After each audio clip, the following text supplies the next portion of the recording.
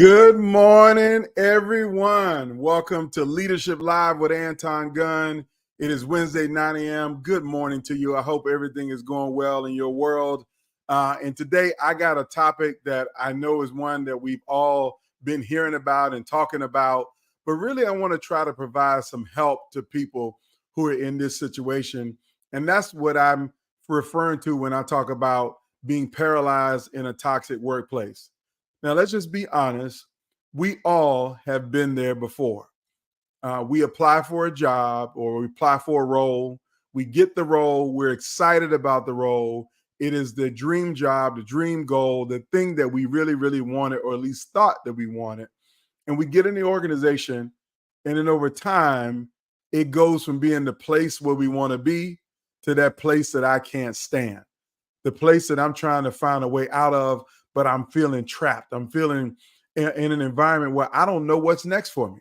And there's so many people that are in this circumstance that when I say they don't know what's next, is that the benefits are good, or maybe they like the team that they're on, but there is a toxic environment. Or maybe the company is a good company with great benefits, great values, all of those things, but you happen to be on a team with people who are toxic. Or maybe everything is good. It's just one person who's nothing but a problem for you. And they make themselves bigger than they need to be.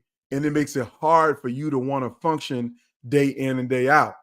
And so you're now stuck in this toxic workplace and you really want to stay, but you know that it's going to kill your mental health, your emotional health, your physical health, or just stress you out, and you need to get out, and you want to get out, but you really don't know what to do, or even how do you really assess what's going on.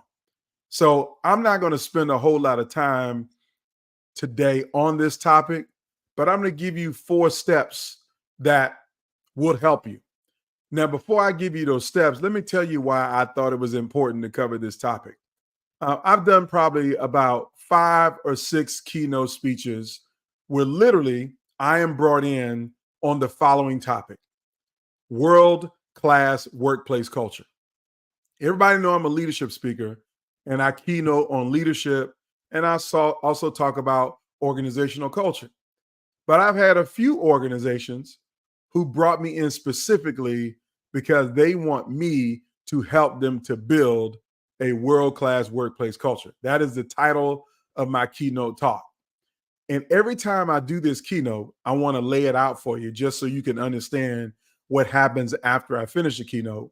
Is that before I can tell you about how to build a world-class workplace culture, I need to diagnose and document those things that are in a toxic culture, that are in a toxic organization. And I don't just talk about the culture, because everybody likes to say culture, culture, culture, right? That's the buzzword of today. Even toxic culture is a buzzword. But what we tend to forget is that culture in an organization is set by the people inside of that organization. So if you're talking about toxic culture, then you're really talking about the people inside of that organization that set up that toxic culture. And so when I say people, I'm talking about the employees who are condoning the behavior. I'm also talking about the leader who is driving that behavior. And that's where I want to focus on, is the point on the leader. In my keynote, I lay out some of the bad behaviors of leaders who create a toxic culture. I lay them out in great detail. And then I finish the keynote speech up with how you build a culture, solution for that leader, solution for the team, solution for the organization. How do they turn things around? I give them all of those things.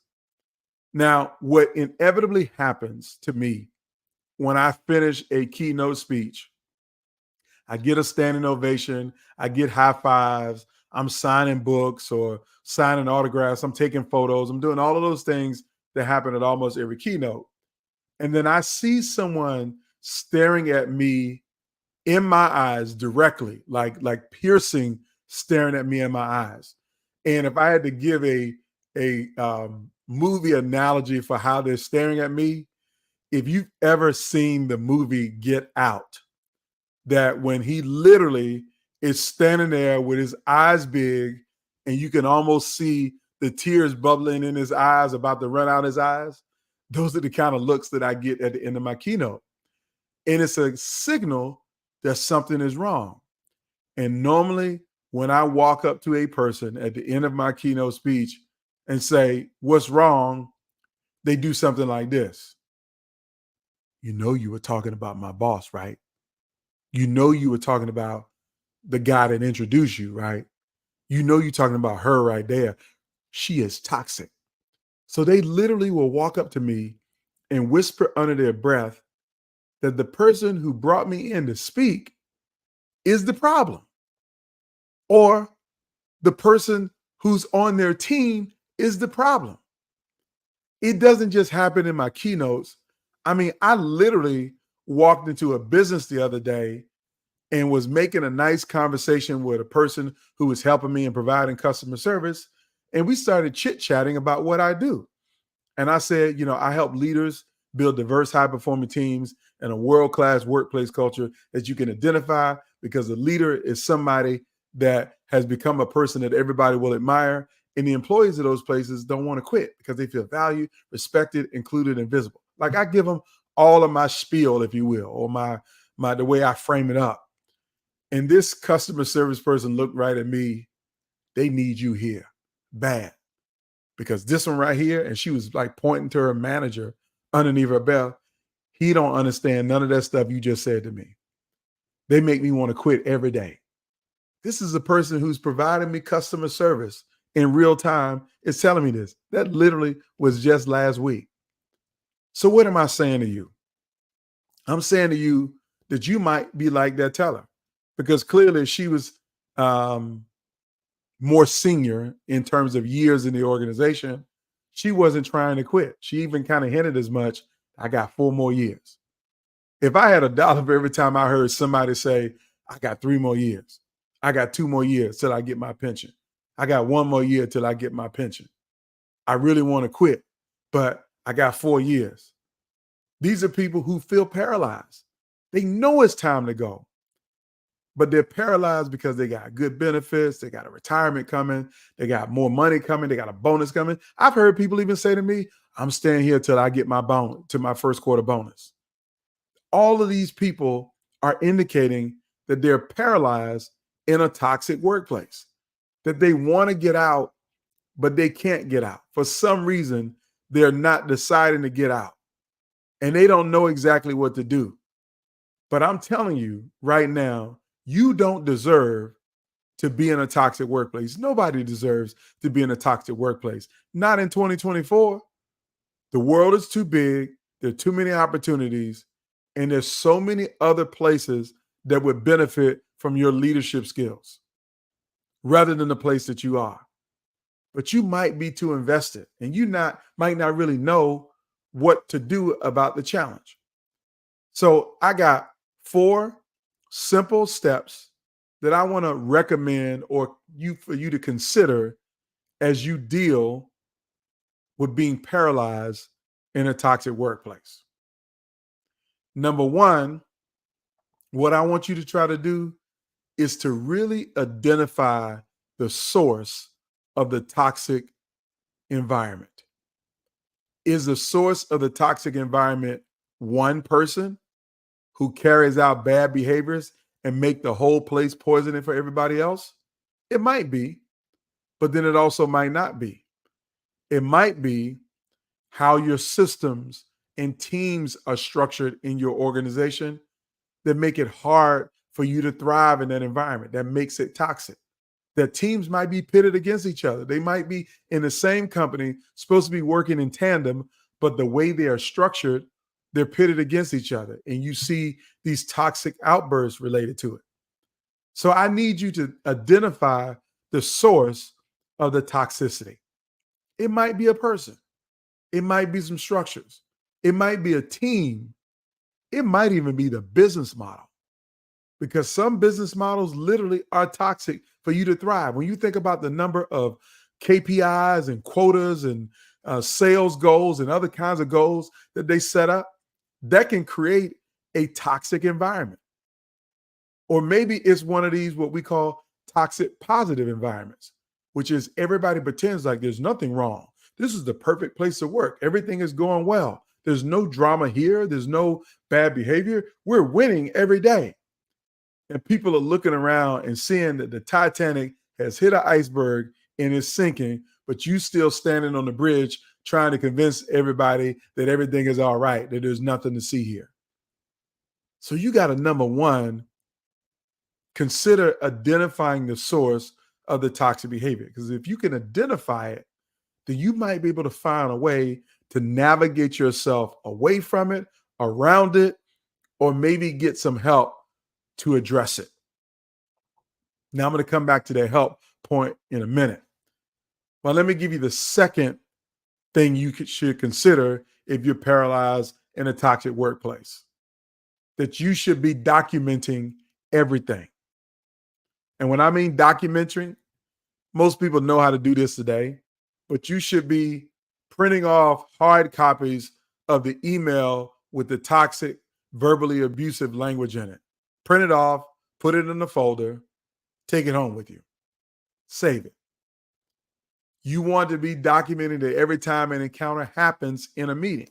So if you see somebody do something or say something on April 3rd at 4:44 in the afternoon, Bob came in and cursed out Mary for no reason at all. We were having a good meeting and he came in and done X, Y, and Z. Document it.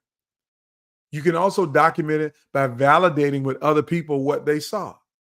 Yo, did you hear what she said to him in the meeting this morning? Did you see how she acted? Wasn't that uncalled for? And if they acknowledge that it was uncalled for, then document that I was talking to Jane about a water cooler and asked her, did she see Mary's behavior? Document. You want to document everything that you can. Why is it important to document everything that you can? Because there's so many times over and over again that people will pretend I didn't know anything was going wrong because nobody said anything to me. Nobody showed me any documentation. Nobody showed me any proof. I mean, people are always feeling like they got to have proof to know whether somebody's toxic or not. And sometimes that is true, which means you might be working with somebody who is a senior leader who literally is the CEO's nephew or the CEO's daughter-in-law or something along those lines. And you need documented proof of this person's bad behavior before anybody will consider taking action. Worst case scenario is you document all of this stuff and you need to get an attorney to protect you and your interests. You want to have things documented. So document everything. Okay. Now, here's the third thing I want you to consider if you're in a toxic environment, is I want you to consider having an honest conversation with the people involved, if you can. Now, what do I mean have an honest conversation? Sometimes there can be a toxic environment and nobody is really the instigator and the facilitator of the toxic environment, but they just exist in it. And so until somebody breaks that fourth wall or third wall, I think that's what they call it in TV, break that fourth wall and say, hey, does anybody else see how toxic it is in this room or on this team or in this company? Like, you might be the person who needs to have a conversation with everybody and say, do y'all see what's going on here?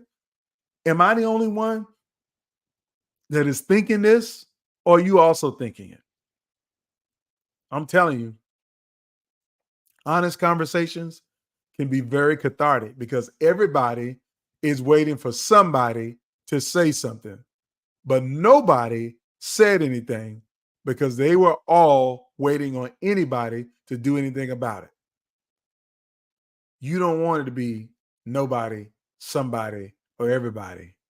You need to be the body to have the honest conversation, if you can.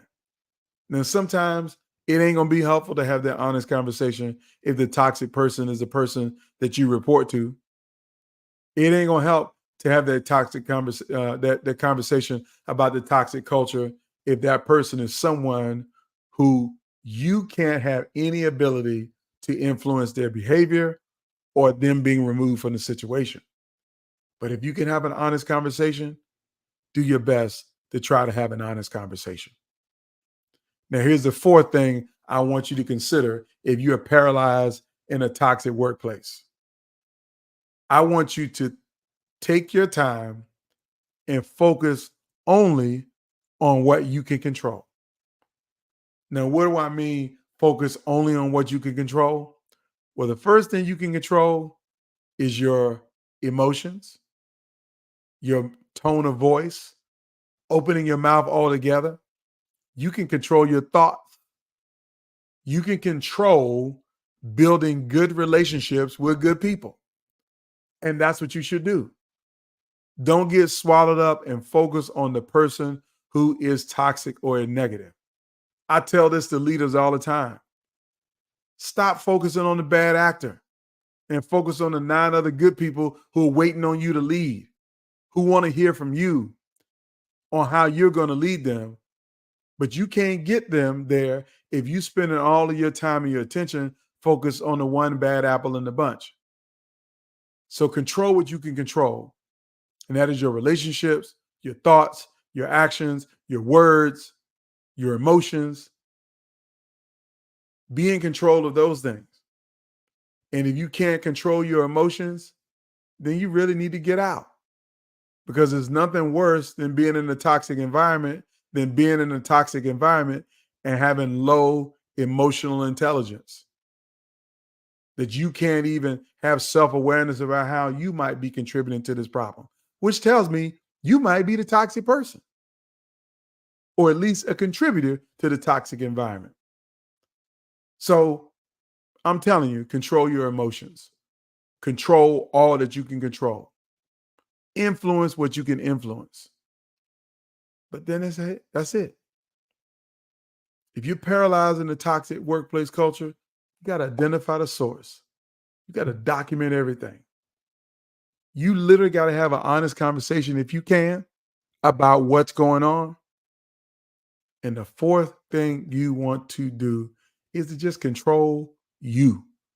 Control what you can control.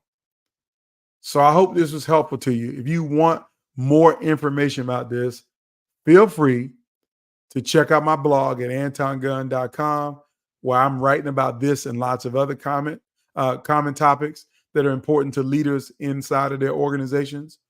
Or if you want me to come and help you with your toxic workplace culture, I'm going to encourage you to reach out and contact me. There's a link in the description or in the comments for you to connect with us.